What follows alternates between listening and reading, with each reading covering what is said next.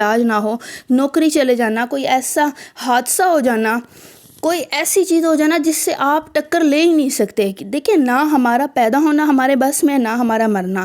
ہمارے ارد گرد جو چیزیں چل رہی ہیں نا، وہ اللہ کے ایک سسٹم میں چل رہی ہیں، اور ہم بھی اس سسٹم میں ہمیں یہ لگ رہا ہے کہ ہم کچھ کر رہے ہیں.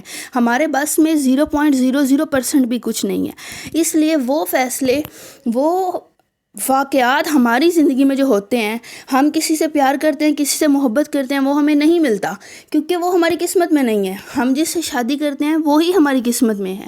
ہماری جو اولاد ہے، ہمیں وہ اولاد اس دنیا میں لڑکا ہوگا لڑکی ہوگا ہمیں نہیں پتہ، یہ ہمارے کنٹرول میں نہیں ہے.